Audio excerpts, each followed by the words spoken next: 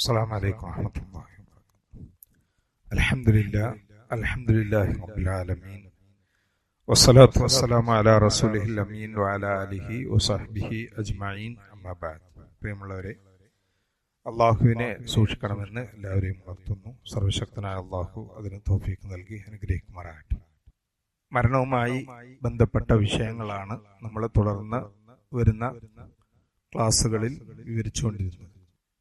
മരണപ്പെട്ടു കഴിഞ്ഞാൽ എന്ത് ചെയ്യണമെന്നും എന്ത് ചെയ്യാൻ പാടില്ല എന്നുമുള്ള വിഷയങ്ങളാണ് കഴിഞ്ഞ ഏതാനും ക്ലാസ്സുകൾ നമ്മൾ പറഞ്ഞിരുന്നത്. ഇനി ഒരാള് മരിക്കുന്നത് അയാളുടെ ലക്ഷണങ്ങളിൽ നല്ല മരണത്തിന്റെ ലക്ഷണങ്ങൾ കാണുക എന്നുള്ളത് സാധാരണ നമ്മൾ പറഞ്ഞു വരാറുള്ള ഒന്നാണ്. നമ്മളൊക്കെ ആഗ്രഹിക്കുന്നതാണ് ഒരാൾക്ക് നല്ല മരണം സംഭവിക്കുക എന്നുള്ളത്. ഒരാൾ ജീവിതകാലത്ത് എങ്ങനെ തന്നെ ജീവിച്ചാലും മരിക്കുന്ന സന്ദർഭത്തിൽ അയാളുടെ നല്ല മരണമാണോ അല്ലെങ്കിൽ ചീത്ത മരണമാണോ എന്നുള്ളത് നമുക്ക് പറയാൻ കഴിയില്ല. അത് അള്ളാഹുവിന്റെ തൗഫീഖ് ഉണ്ടെങ്കിൽ മാത്രമേ നമുക്ക് ലഭിക്കുള്ളൂ.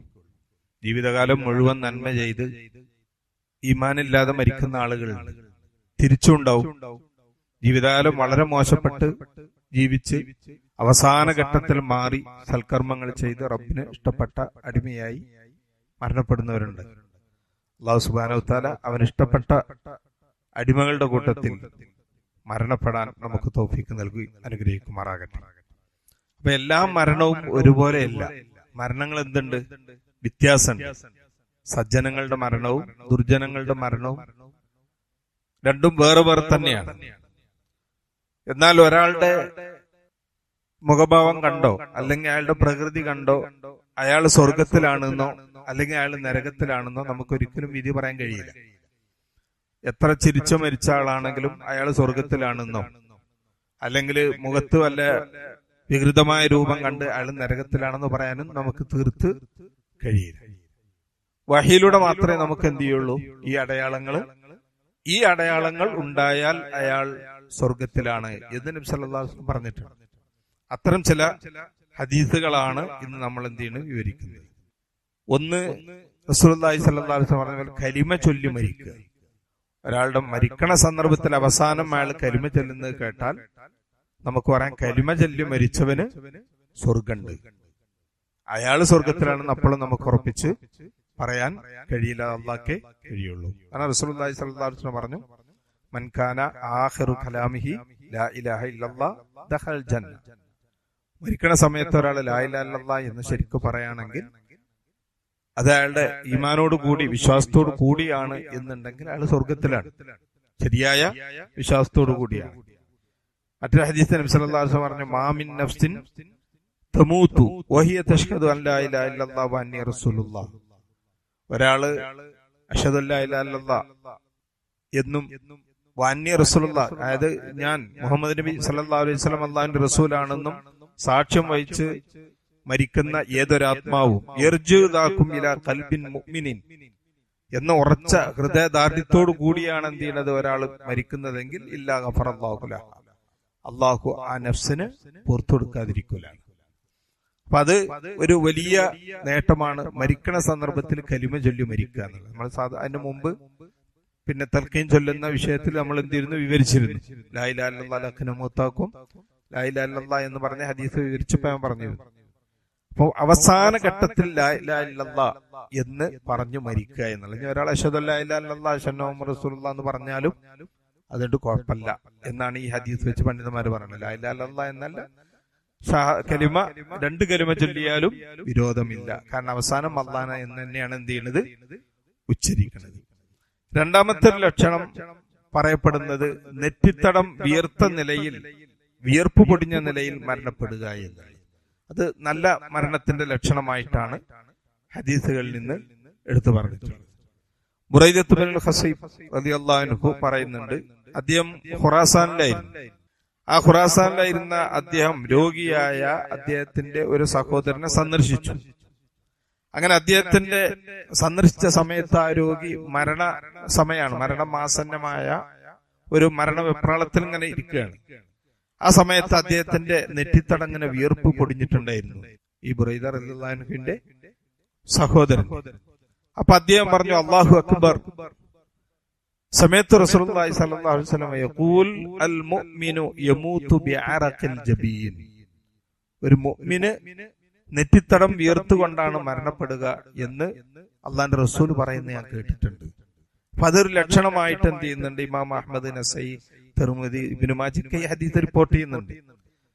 അപ്പൊ നെറ്റിത്തടം വിയർത്തു മരിക്കുക എന്ന് പറയുന്നത് ഒരു നല്ല മരണത്തിന്റെ ശുഭലക്ഷണമായിട്ട് എണ്ണിയിട്ടുണ്ട് എന്നുള്ളതാണ്. എന്നാൽ ഇതിന്, ഈ ഹദീസിന് വ്യത്യസ്ത വ്യാഖ്യാനങ്ങൾ പണ്ഡിതന്മാർ നൽകിയിട്ടുണ്ട്. അതിന്റെ ബാഹ്യമായ ഒരു അർത്ഥമാണ് ഞാൻ പറഞ്ഞത്. ഇത് ചിലര് മുഅ്മിൻ ഈ ജീവിതകാലത്ത് അമലുകൾ ചെയ്ത് അധ്വാനിച്ച് വിയർത്ത് കഷ്ടപ്പെട്ടാണ് മരിക്കുക പറഞ്ഞ, വെറുതെ ഒന്നും ചെയ്യാതെ മരിക്കൂല ഒരു മുഅ്മിന് എന്നും. മറ്റു ചിലതില് പിന്നെ അദ്ദേഹത്തിന്റെ മരണത്തില് നല്ല വേദന സഹിച്ചുകൊണ്ടും, അതുപോലെ തന്നെ അങ്ങനെ ആ വേദന സഹിച്ചിട്ട് എന്ത് ചെയ്യാണ്, പിന്നെ നെറ്റി തടം വീർത്തു എന്ന് പറഞ്ഞാൽ മുഅ്മിന് എല്ലാ പാപങ്ങളും പൊറുക്കാൻ അള്ളാഹു എന്ത് ചെയ്യാണ്, ഈ ദുനിയാവില് കൊടുക്കുന്ന അവസാനത്തെ പരീക്ഷണമാണ് എന്നും ഒക്കെ വ്യാഖ്യാനിച്ച പല വ്യാഖ്യാനങ്ങൾ നൽകിയ പണ്ഡിതന്മാരുണ്ട്. അല്ലാഹു അലം. എന്തായാലും അള്ളാഹുവിന്റെ റസൂൽ സല്ലല്ലാഹു അലൈഹി വസല്ലം പറഞ്ഞ ആ ഹദീസിന്റെ അർത്ഥം ഈ നെറ്റിത്തടം വീർത്തുകൊണ്ട് പൊടിഞ്ഞുകൊണ്ട് ഒരാൾ മരിക്കുക എന്നുള്ളതാണ്. മൂന്നാമത്, വെള്ളിയാഴ്ച രാവിലോ അല്ലെങ്കിൽ പകലിലോ മരണപ്പെടുക. സാധാരണ നമ്മളൊക്കെ പറയുന്നുണ്ട് വെള്ളിയാഴ്ചയാണ് മരിച്ചിട്ടുള്ളത്, അല്ലെങ്കിൽ അതിന്റെ വെള്ളിയാഴ്ച രാവിലെയാണ് മരണപ്പെട്ടത്. അത് ഹദീസിൽ വന്നിട്ടുള്ളതാണ്. പക്ഷെ അതിന്റെ അർത്ഥം ഒരാൾ വെള്ളിയാഴ്ച മരിച്ചു എന്ന് കരുതിയാൽ അയാൾ സ്വർഗത്തിലാണ് എന്നതിന്റെ അർത്ഥമല്ല. ഈ പറഞ്ഞതൊന്നും അങ്ങനെയല്ല. ഞാൻ പറഞ്ഞല്ലോ, ആദ്യം തന്നെ തുടക്കത്തിൽ പറഞ്ഞു, ഈ ഒരു കാരണം ഉള്ളത് കൊണ്ട് അയാൾ എന്തായാലും സ്വർഗത്തിലാണ് എന്ന് പറയാൻ നമുക്ക് കഴിയില്ല.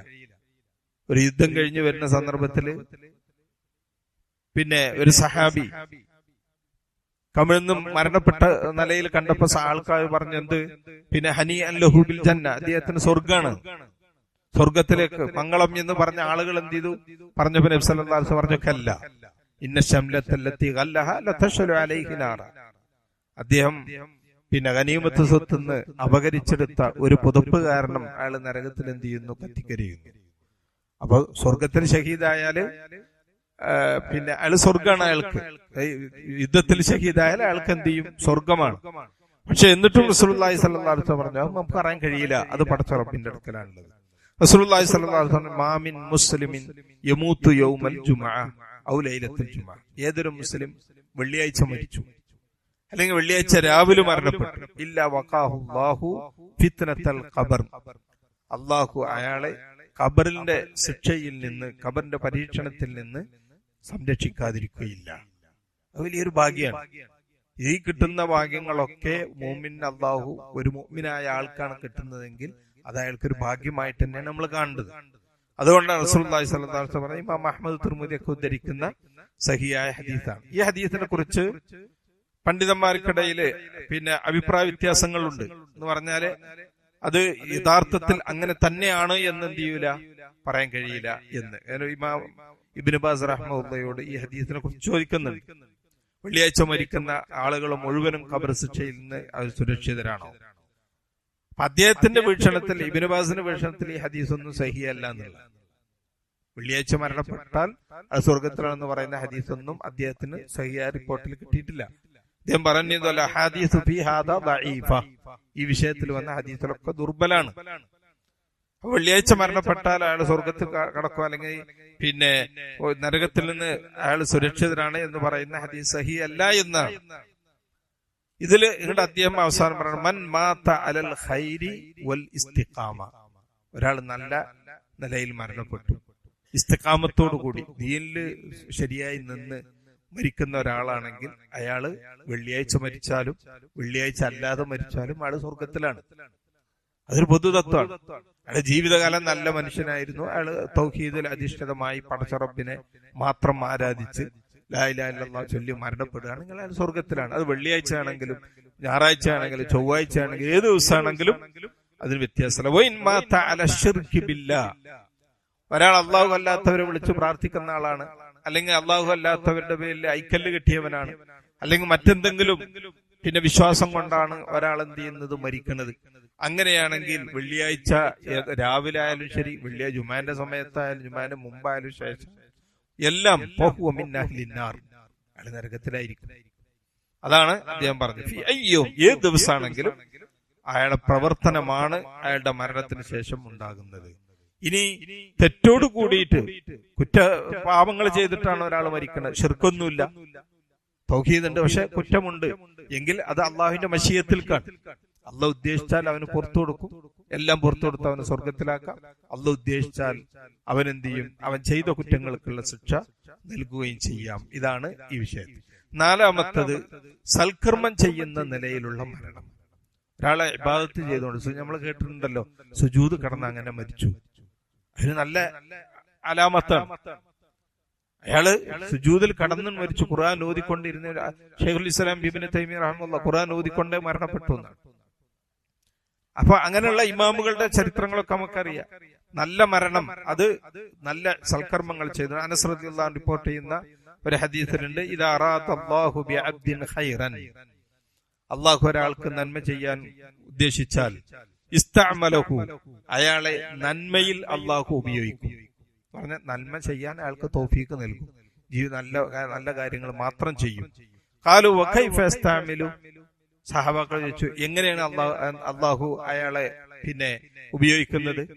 റസൂലുള്ളാഹി സ്വല്ലല്ലാഹു അലൈഹി വസല്ലം പറഞ്ഞു, യുവഫിഖുഹു ലിഅമലിൻ സാലിഹിൻ ഖബ്ല മൗതി, മരിക്കുന്നതിന് മുമ്പ് നല്ല അമലുകൾ ചെയ്യാൻ അല്ലാഹു അയാൾക്ക് തൗഫീഖ് നൽകും.